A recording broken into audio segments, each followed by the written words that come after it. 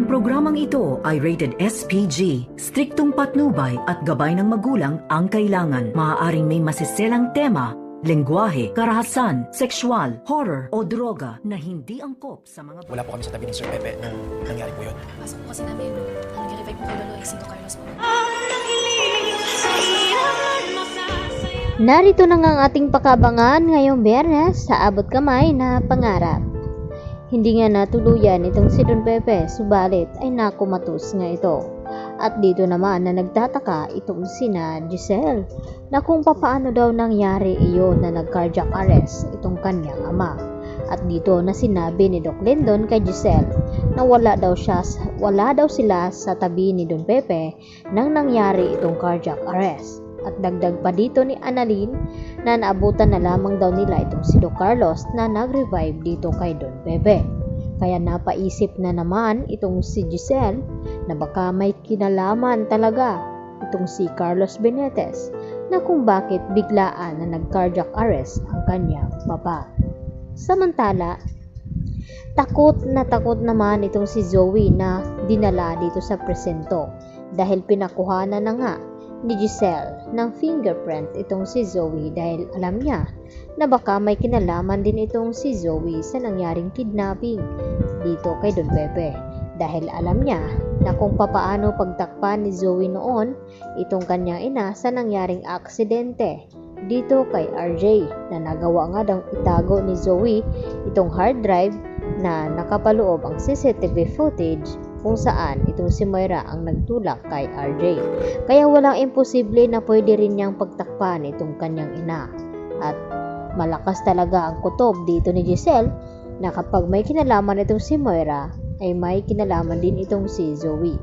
Kaya hindi na nga malaman ni Zoe kung ano ang kanyang gagawin nang sinabi niya dito sa kanyang ina na makukuhanan talaga siya ng fingerprint dahil hawak niya itong mga medical supplies na ginamit niya dito kay Don Pepe at pati itong si Carlos may fingerprint din siya na nakaloob doon. At dito nagalit itong si Moira na kung bakit ngayon lang daw sinabi ni Zoe sa kanya na nasa loob na nga sila ng presinto at papaano pa magawa ng paraan ni Moira na maabsuelto itong si Zoe sa mga akusasyon.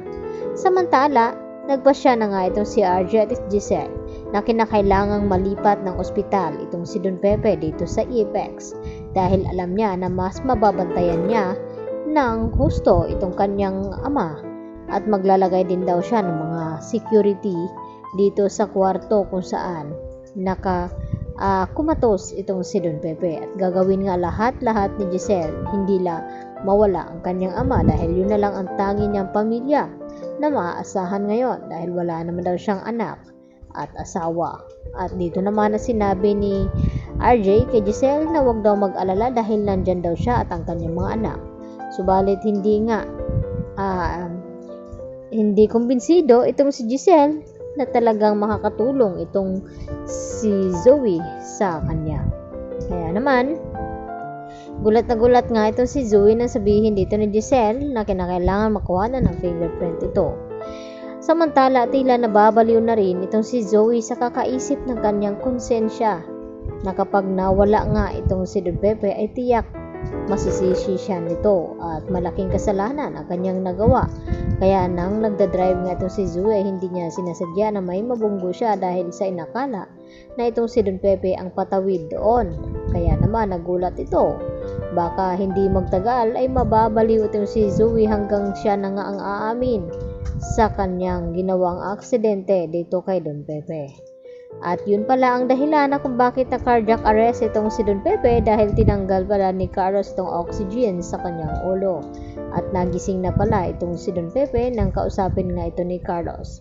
Kaya dito naman yan masasabi siguro ni Don Pepe kay RJ at kay Giselle na mag-ingat kay Carlos dahil traitor ito at gusto siyang paslangin.